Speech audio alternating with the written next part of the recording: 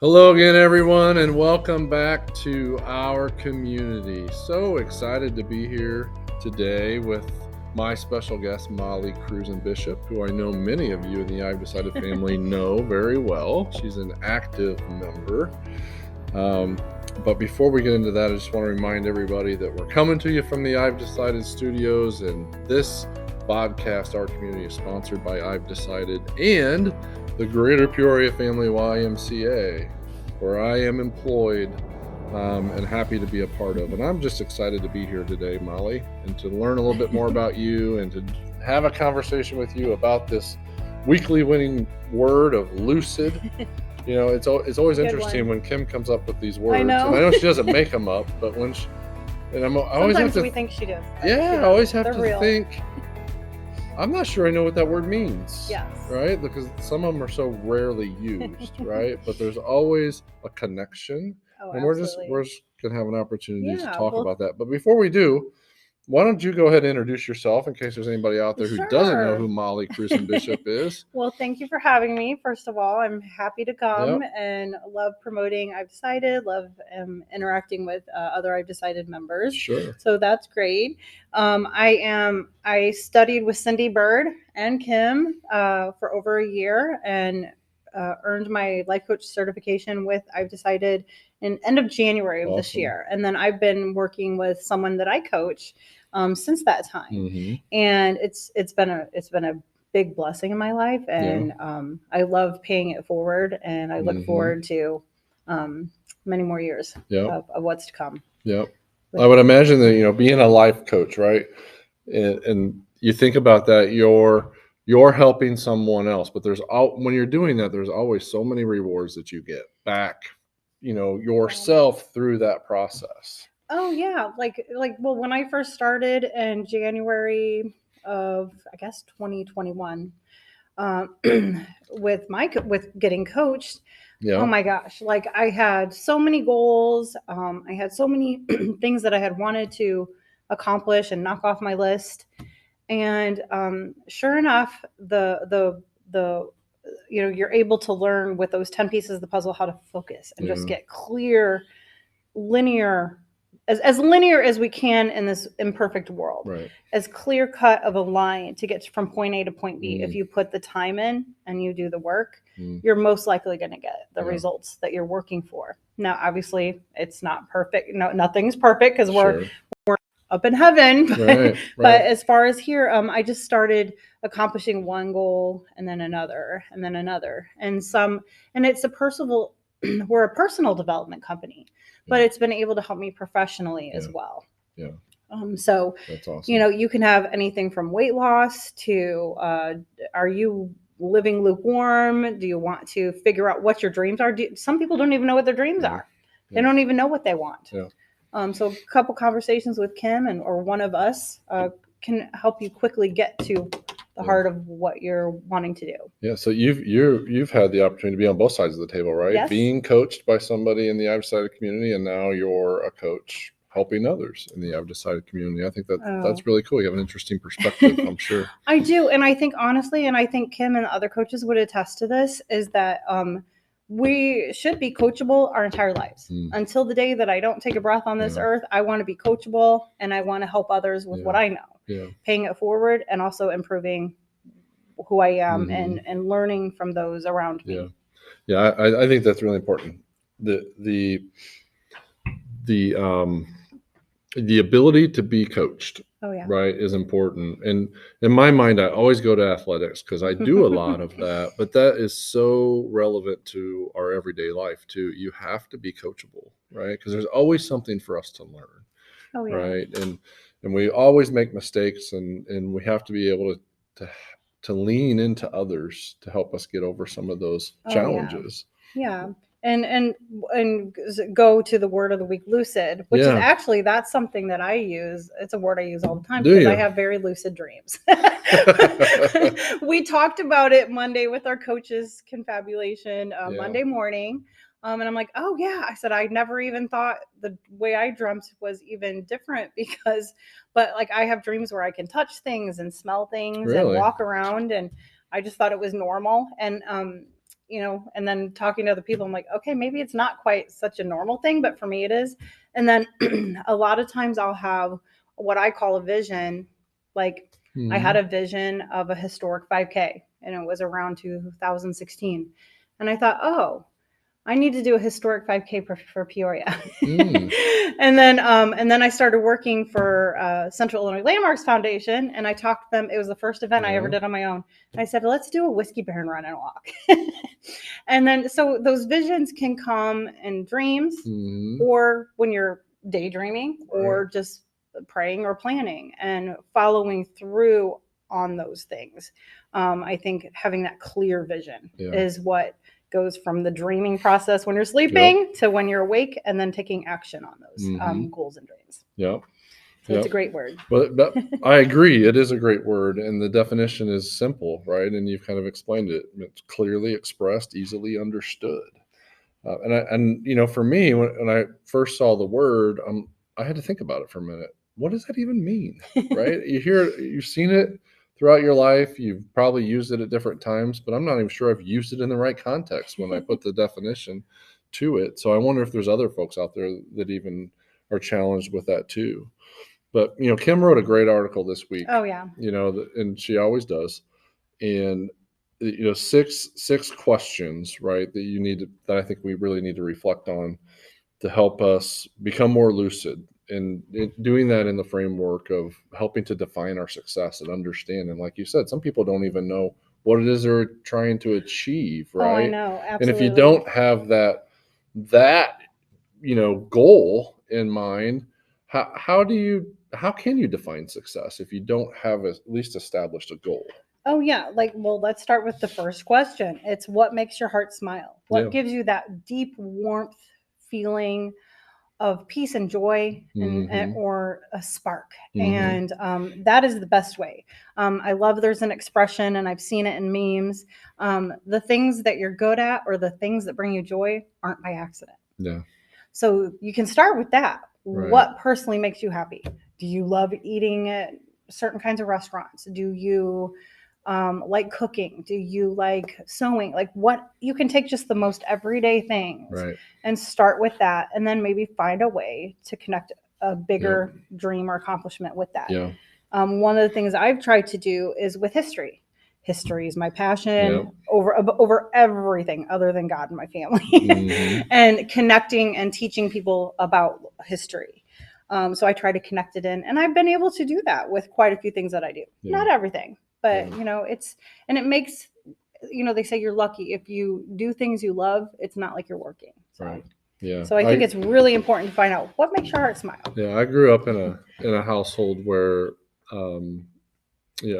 my father modeled the challenge of doing something he didn't love, right? Okay. And being able to experience, and I was able to see that. And he was a great man, worked his butt off for many years, going to be 80 this year, and lived a great life. But you knew what that looked like, right? Of going to a job every day that you didn't necessarily love, right? But it provided for what your family needed and all of those things, and it was great. And so I learned at an early age to really think about that, right? And I think you said something earlier about, taking time to understand and appreciate what it is that you do love and makes you feel good, what makes your heart smile. And I think that's really hard to do in today's world. Just to take time to get away from all the distractions. We all have the cell phones, and you got a large family you got to care for, and all of those things. And it's really hard to take that time and just separate yourself from all of those distractions and really think about what is it that does make me happy? Because I don't think I take enough time to really think about that. And that's a challenge in itself. It is. And it's honestly, the older I get, I just turned 50 a few months ago. And the older I get, the faster time flies by. I think it's a universal thing. True. I'm telling you, a month is like a day. And so it's really important for me, especially setting that example for my kids. When I started writing about 10 years ago, I wanted to go all in with no fears, or just walk through the fears, because of course we always have fear. Sure. I wanted them to be able to follow their dreams. and say, hey, you know what? Well, I made a goofball of myself on this podcast. You know, I'm not afraid to go get interviewed on a, you know, about in this historic house or whatever it is that, you know, I end up getting myself into with the media, because they always find the things that we're doing. Right.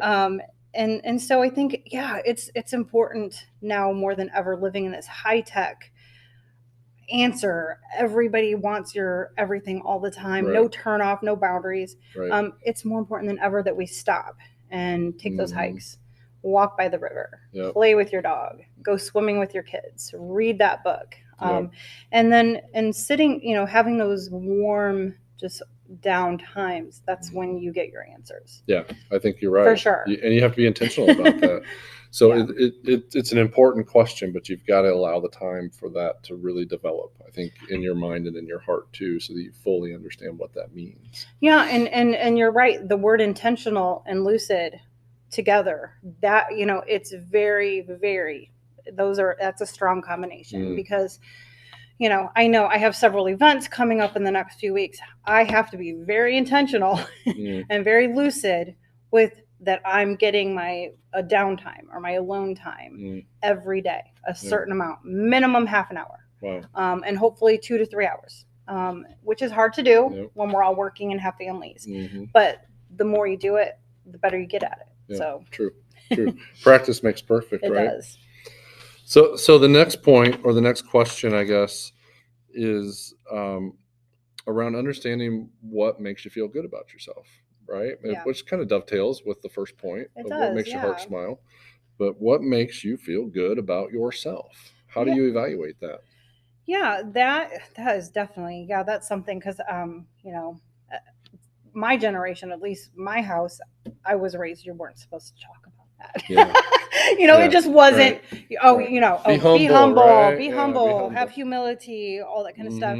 But I like the bottom part of that statement where it says, understanding what makes you feel good about yourself helps define your success. That's right. So that's where I can connect with on that particular statement is, a lot of us, especially through I've decided, love helping people. So the more you help, the better you feel, and then that just is an energy boomerang, and you get that back. I mean, karma seems like such a goofy word, karma, but what you put out, you really do get back a lot in life. So being good and you know, helping others. And I think you know, when you know what it is that makes you feel good, right? And then you intentionally seek out opportunities to fulfill that feeling. That's where the alignment comes in, I think. Absolutely. Right? Is number one, you got to know. And number two is, what are you doing to create more of that feeling within yourself? Right. Yeah, and absolutely. When you're doing that, I think that's when that's going to drive you towards being more successful. Because you're being we use the word a lot. You're being intentional. Right? And clear, really, lucid. Exactly. Yep. The third question that she came up in her article was about what makes you feel like you're being helpful, right? What makes you feel like you're being helpful? And I think, you know, you need to know that what you're doing is impacting others positively, right? You're giving. You've talked about it earlier. That clearly makes you feel like you're being helpful when you know that. Or whether it's coaching, you know, you're a life coach and you're supporting somebody else, volunteering at your church or whatever it is, you've got to find those opportunities where you're providing help for others. Oh yeah, and I love the part where it says contributing within your own sphere of influence too. Yes. That's a big thing. Using your own personal platforms, whether it be your family or the YMCA or a magazine. I write for Construction Beauty magazine, or you know, just there's a lot of different. You know, I've decided. There's a magazine that's Construction Beauty magazine. Wow. It's a local based magazine, about a year old. It's all local women writers. Cool. And so I get to use that to interview women. I interviewed with Kim Martin in January, and I think I interviewed with Cindy Bird in May. Cool. And most recently, Nikki Romaine from Arts Re-envisioning Tomorrow. So I'm able to connect within my sphere of circle and help show others about them as well. So Yeah, it's a good thing. Yep. Yeah. And when you're helping others, that's fulfilling. Oh, so fulfilling. Right. And there's a lot of joy that comes from that, I think, serving the needs of others and helping them out. And I think through that process helps us understand a little bit better about, what makes us happy, what's going to help us be successful. Oh, yeah. And then with the coaching and mentoring, most recently we had the president and CEO of the local Big Brothers Big Sisters. Oh, okay. I think her name was Jamie Truelove. Yep, Truelove. Yep. Wow, that was a dynamic speech. I'm not able to give the time right now, but I'm thinking, you know what I mean? Like that seed was planted, and I'm like, what a wonderful thing they do for 400 plus children here in Central Illinois and all across the country, since there's, I think she said 200 locations. That's a big one. That's where coaching and mentoring literally get somebody from, fourth grade, graduating to high school and into the next realm or the next session of life. But that doesn't negate all the little things, whether it's writing an interview, sharing, or being, I'm not sure what your role is at the YMCA. I'm the CEO. So you're the CEO. So being in charge of that, or being in charge of the Big Brothers Big Sisters, we all do our part to help others get success. Yep. So let's talk about joy, because that's the next piece that came up in Kim's article, is understanding what brings you joy. Yes. Right. And joy, I think Kim did a good job of framing this up in an article. It's bigger than being happy, right? Because happy is temporary. Yes. Right. We can be happy about a lot of things, but those are usually, I think she described as a fleeting moment, right? Yeah. It's brief. Joy is constant, I think, right? Yes. You're always feeling good about it. So it's a state of mind, I think, is how she phrased it in the article. And making sure that you're understanding what gives you that feeling. Oh, yeah. I love it where it says living with a joyful spirit is a big part of a successful life. Some of us are born. I think there's a lot of people that are just kind of born with a happy-go-lucky or more positive outlook on the world. Yep, sure. Or some of us have to work at it. Some of us are born grumpy. Some of them, like my husband, he's the nicest, honestly, the nicest person I've ever met in my life. But to be in a state of joy, that peace, he's constantly working really hard, and so joy, it's a choice too. Yeah. It's an intentional choice as well. So you can have that joyful spirit. I think Kim Martin is definitely a good example of someone who has that. Hopefully I do a little bit, but then you have to make the choice when the times are hard. Her joyful spirit, put it in a pill. Others, we would love that. That would be magic, right? Yes, but it's not fleeting. It's a peace and a calm. Right. And I really think you hit the nail on the head. It's a choice. It is a choice of intent. We have a choice every day of whether we're going to be happy, which is temporary, or joyful even, or just be grumpy. I know. Right? And things happen all day long. And, there's a staff member at the Y that just had a situation bubble up at home with some things that went awry at his home. And, the perspective that he shared with me was really great. And that's what it was. He's like, I can either choose to be mad about this, or I can choose to just deal with it and understand that it's going to be better once we take care of all these things. Right. So it's a choice. And every time that we're given a challenge in life, we have a decision to make. Either we're going to push forward and tackle that challenge with a joyful spirit or a happy mindset, or we can let it beat us up and become grumpy. And we know we're going to get through it better if we take the prior, right, and choose a joyful response. Yes, and I think living in our society during this exact time period with everything that's going on right now, I think it's more important than ever that we have to wake up no matter what circumstances are going on and try to choose that joy. Yep.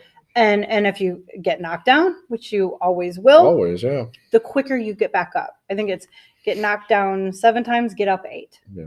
And that is, and the more of us that show that examples to other, hopefully our children, our grandchildren and peers will follow that example of just keep getting back up. Yeah, you can't let the failure define who you are. It's the response to the failure, right? Because we all fail every day.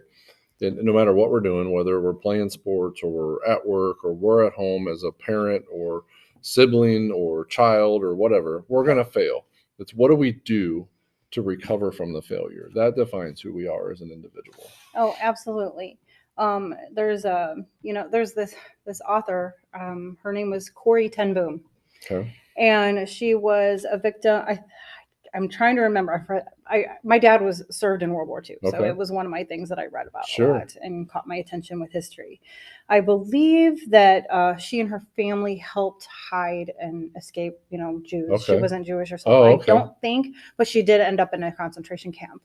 And her sister said, she was starting to get hateful and angry, of course. I can't even imagine that kind of dire situation. Right. And her sister's like, no, Corrie, don't hate. God is always love. And that's right. So she was able to persevere. She was able, that's obviously a bit extreme, but the depth of that, we can, if someone can go through that and still choose joy, we can definitely choose joy. Yeah, we certainly can when we get a flat tire. Yes. Right? Or a car breaks down. Yes, or it's overheating, or the electric bill comes in twice as much as it was the prior month. Yes, exactly. It is what it is. That seems to be a new one. Yeah. It's certainly one that's in the front of my mind right now. I know. We live out in the country, so we're part propane tank and part electric, but even ours was quite a bit higher, and we haven't really had to worry about it up until now. But so you just have to adjust, right? You have to live with it. You're not going to change it. You gotta choose to take the joyful response and all those things. And I think that's a big part of being successful, right? Is being intentional and choosing your attitude. Oh, it is. And then holding that clear, lucid vision in mind, and knowing you're going to get from point A to point B if you do the work every day. Right. You will. 9 times out of 10, with the right perspective, for sure. So the next question that Kim encouraged us to think about is understanding what energizes you, what gives you energy, right? What is it that just gets you excited?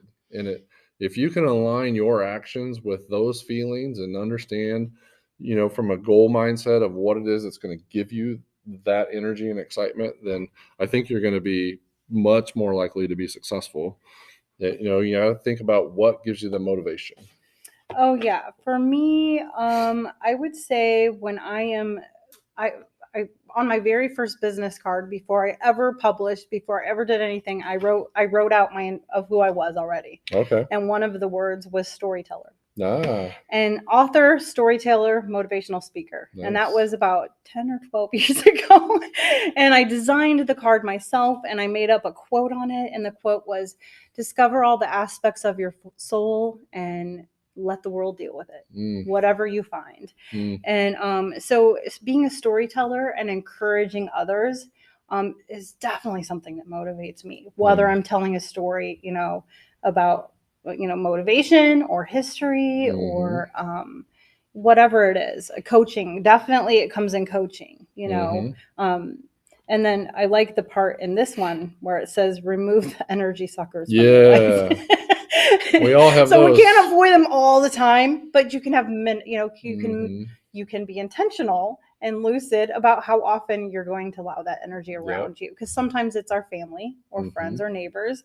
So and then having good people around you. That's right. That's one of the number one things that I've received, and huge blessings that I've decided is a huge community of never-ending people who will be your cheerleader. Yep. That's critically important. It's for success. Yes. And hopefully I'm that for other people as well. I spend a lot of time talking to my kids about that. Who are you spending your time with? Right? It makes up who you are. That's right. It really, really does. Yep, 100%. And that doesn't mean we ignore or are mean or anything like that to people who are energy suckers. It just means, hey, you know what? I'm going to be intentional, and I'll spend half an hour with you. Right. And I'm not spending my whole day or whole Saturday with you.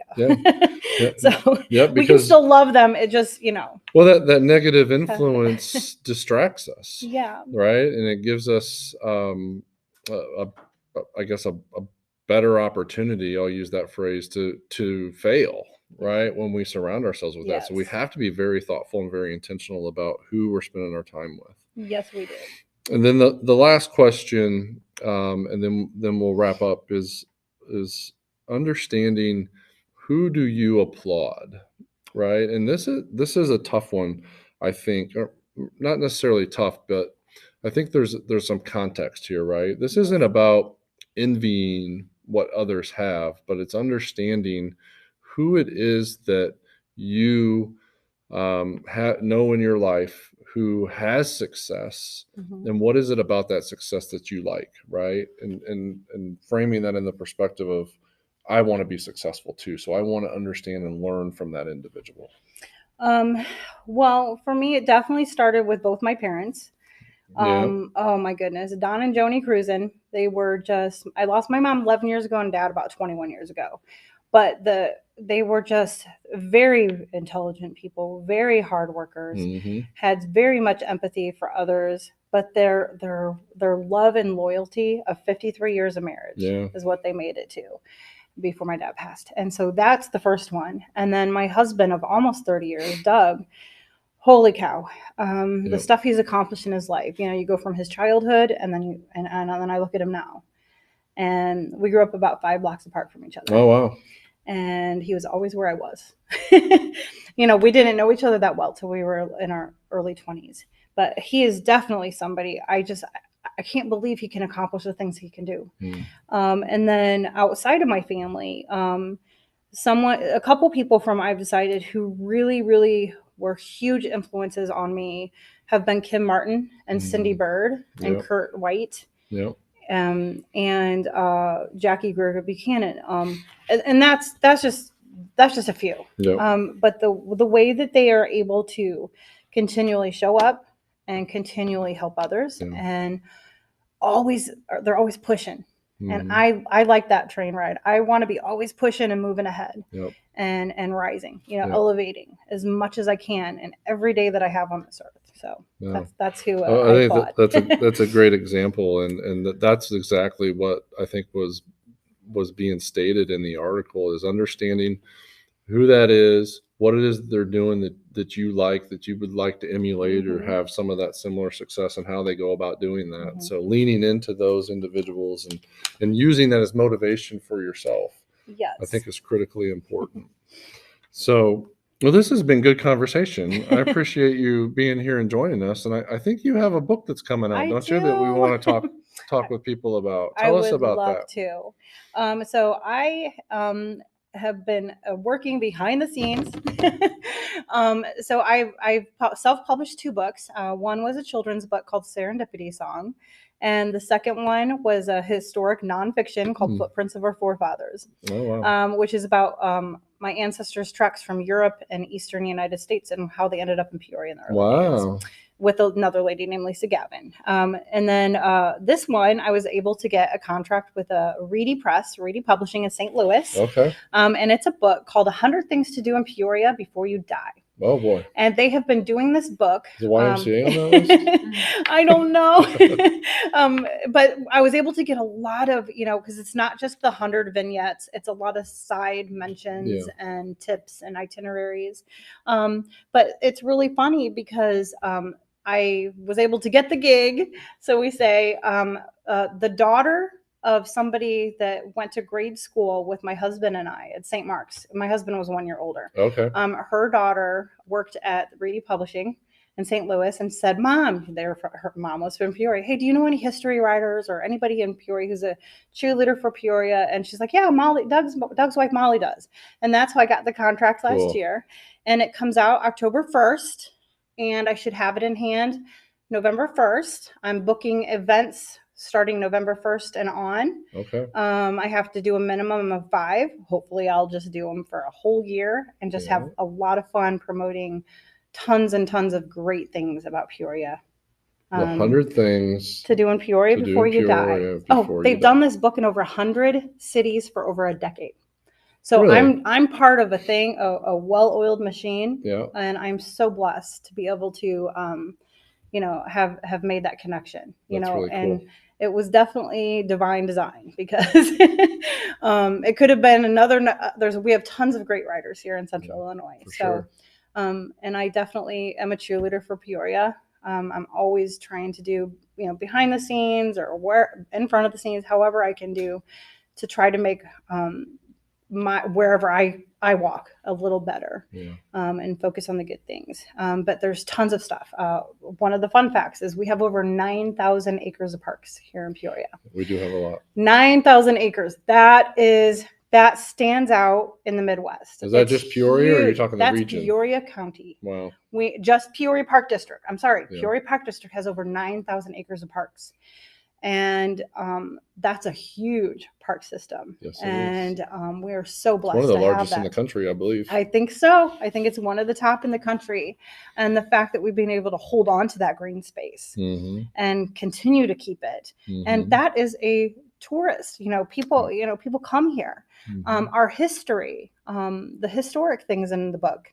I love historic commerce because I like old things. I like history, and I like antiques, and I like old houses and buildings. Okay. So our history, historic commerce, that's something else that draws people, that can draw people from around the country.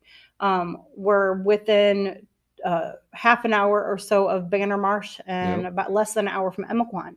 Emiquon is on I don't have it handy, it's been a while, but it's on the worldwide stage of a nature site of a specific kind. And the fact that that's within our Peoria. We have Three Sisters Park that has a summer camp in the the Spider Hill, and tons of resources in the region. And then we have tons.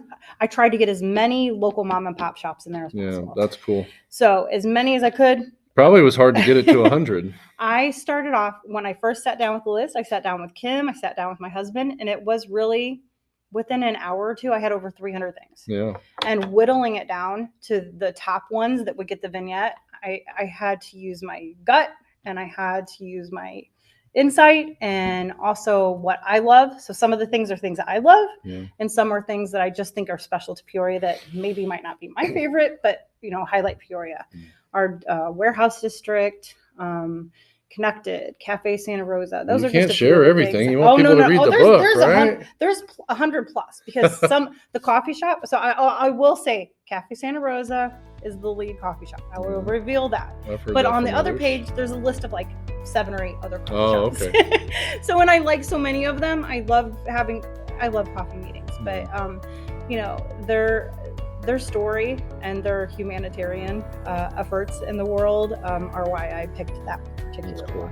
That's cool. Yeah. Well, thanks for sharing that. I look forward to seeing that. And hopefully we made the cut. Yes. If not, we'll get into volume 2 maybe down the road. Yes. Right? Hopefully they'll use me for volume 2. Well, Molly, thanks to you for joining me. Thank you. Here at I've Decided Studios and on our community. And it's been great to talk with you. And it's time for us to wrap up now, but I look forward to seeing your book, and maybe we'll catch you at one of these events and get a copy of it here starting in October. Is that right? Yeah, November 1st. You can pre-order now. So okay. I'll put it on the I've Decided page. Yeah, very good.